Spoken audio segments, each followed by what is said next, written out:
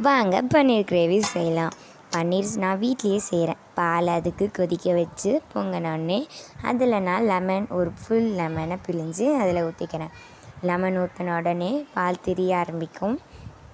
இது நல்லா தண்ணியாகவும் பன்னீர் தனியாகவும் வர ஸ்டேஜில் நம்ம ஸ்டவ்வை ஆஃப் பண்ணிடலாம். ஆஃப் பண்ணிவிட்டு ஒரு கிண்ணத்தை எடுத்து அதில் ஒரு துணி வச்சு அதில் நம்ம இந்த பன்னீரை ஊற்றி நல்லா முறுக்கி ஒரு வெயிட்டான கல், அதாவது நம்ம இடிக்கிறோம் இல்லையா, அந்த கல் கீழே இதை வச்சிடலாம். மறுநாள் இது சூப்பரான பன்னீர் ஆகிடும். இதை நான் கட் பண்ணி வச்சுக்கிறேன். ஒரு பேன் எடுத்து அதில் ஒரு அரை டீஸ்பூன் பட்டர் போட்டுக்கிறேன். இதில் நம்ம கட் பண்ணி வச்சுருக்க பன்னீரை சேர்த்துக்கலாம். இதில் மஞ்சத்தூள் 1/4 டீஸ்பூன், மிளகாத்தூள் 1/4 டீஸ்பூன் சேர்த்து எண்ணெய் கொஞ்சம் சேர்த்துக்கோங்க. ஃபுல்லாக பட்டரும் சேர்க்க முடியாது, ஸோ எண்ணெய் கொஞ்சம் நான் சேர்த்துக்கிறேன். சேர்த்து இதையும் நல்லா வதக்கி ஃப்ரை பண்ணி பன்னீரை தனியாக எடுத்து வைக்கணும்.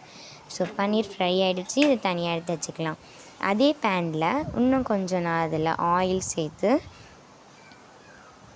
நான் பிரியாணி இலை, பட்டை, கிராம்பு, லவங்கம் இதை சேர்த்து இது கூட கொஞ்சம் சீரகத்தையும் சேர்த்துக்கிறேன். சேர்த்து இதை நல்லா நம்ம வதக்கணும். இது நல்லா ரோஸ்ட் ஆனோடனே இதில் பார்த்திங்கன்னா நான் ஒரு 2 பச்சை மிளகாவை மட்டும் கிள்ளிட்டு முழுசாக அப்படியே போட்டுட்டேன். ஆனியனும் சேர்த்துக்கலாம். நான் ஒரு ஆனியன் சேர்த்துக்கிட்டேன்.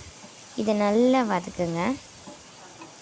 இப்போ நம்ம லோ ஃப்ளேம் பண்ணிவிட்டு இதில் மஞ்சத்தூள் 1/4 டீஸ்பூன், மிளகாத்தூள் 1/4 டீஸ்பூன் சேர்த்து நல்லா இதை வதக்கிக்கலாம். இதில் டொமேட்டோ பேஸ்ட்டை ஆட் பண்ணி நம்ம இதையும் நல்லா கலந்துக்கலாம். உங்களுக்கு வேணும்னா கெச்சப் கூட சேர்த்துக்கலாம். இதை நல்லா கிளறி விட்டுக்கலாம். இதில் பார்த்திங்கன்னா நல்லா கொதிக்க ஆரம்பிக்கிற ஸ்டேஜில் உப்பு சேர்த்து இதை கிளறிக்கலாம். இப்போ மூடி போட்டுடலாம். தென் நம்ம எடுத்து வச்சிருந்த பன்னீர் ரோஸ்ட்டை ஆட் பண்ணி இதையும் நல்லா கிளறிட்டு முந்திரி அரைச்சி வச்சுருக்கேன். வெறும் முந்திரியை மட்டும் இதை நான் சேர்த்துக்கிறேன்.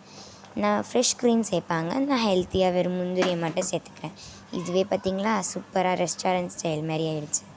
இதை நல்லா கொதிக்கும். மூடி வச்சுட்டு லாஸ்ட்டாக கஸ்தூரி மட்டும் சேர்த்து இதை நல்லா கிளறிட்டு டெக்கரேஷன் பண்ணிக்கலாம்.